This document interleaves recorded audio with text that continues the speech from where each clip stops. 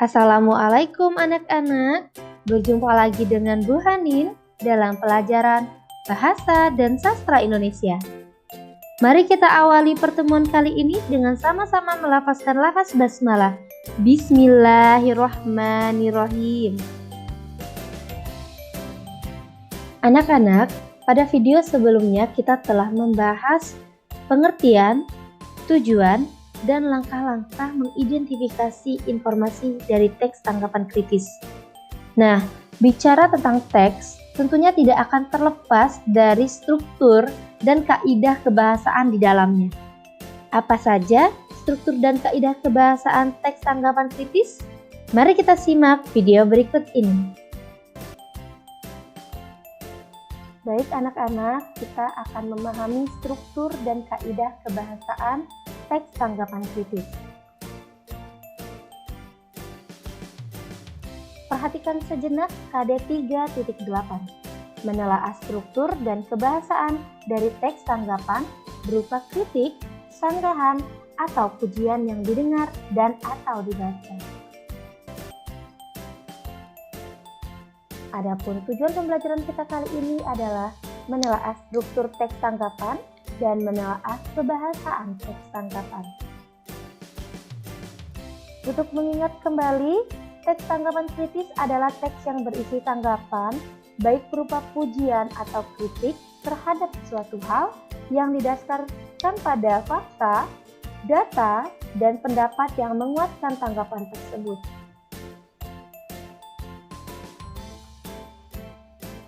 Adapun struktur teks tanggapan adalah: pertama, terdapat konteks yang berisi penjelasan tentang keberadaan isu atau objek yang ditanggapi, apa yang ditanggapi, di mana dan kapan peristiwa yang ditanggapi itu terjadi.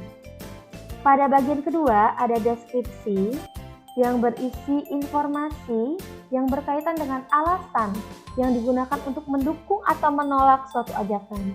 Apa dan bagaimana sesuatu itu bisa terjadi. Pada bagian akhir ada penilaian, berisi penegasan ulang atau kesimpulan dalam suatu teks tanggapan kritis, yang juga berisi pendapat, baik pujian atau kritikan.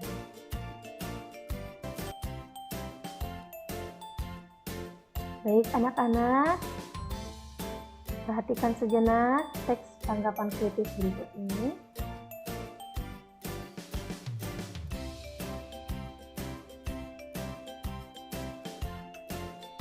Pada paragraf pertama, menunjukkan bahwa paragraf ini adalah bagian struktur teks tanggapan kritis berupa konteks. Mengapa konteks? Karena pada paragraf ini menjelaskan tentang keberadaan isu atau objek yang ditanggapi.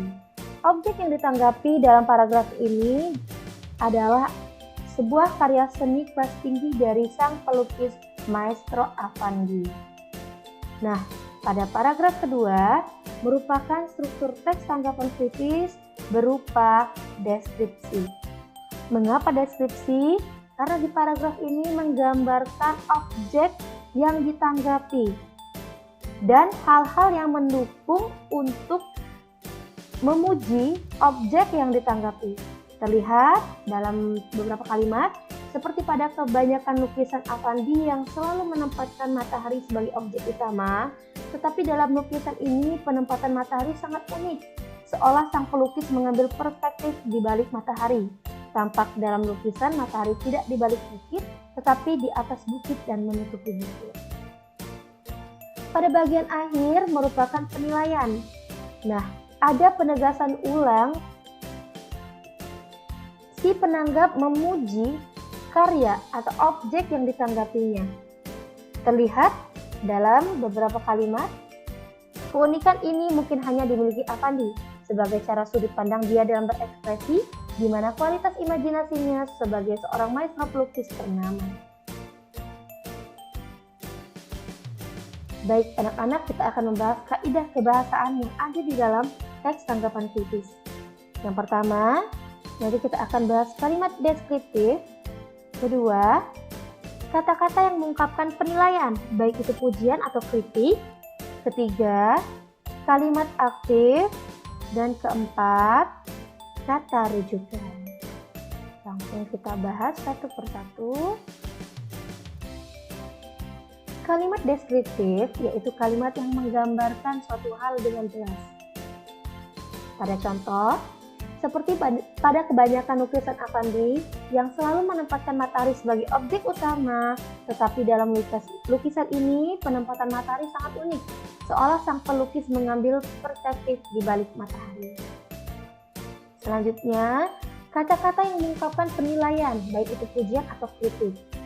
Contoh, keunikan ini mungkin hanya dimiliki Affandi sebagai cara sudut pandang dia dalam berekspresi, di mana kualitas imajinasinya sebagai seorang maestro pelukis ternama.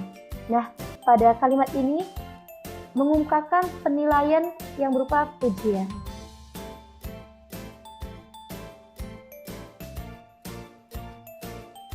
Kalimat aktif yaitu kalimat yang subjeknya melakukan perbuatan dalam predikat verbalnya. Ciri-cirinya subjeknya sebagai pelaku dan predikatnya berawalan me atau ber. Kita lihat contohnya. Ayah Hijau, Raden Protonojo berharap dengan mengirimkan Hijau ke Belanda, dia bisa mengangkat derajat keluarganya. Nah, pada kalimat ini ada kata berharap, yaitu menunjukkan bahwa subjeknya melakukan tindakan dan berawalan ber.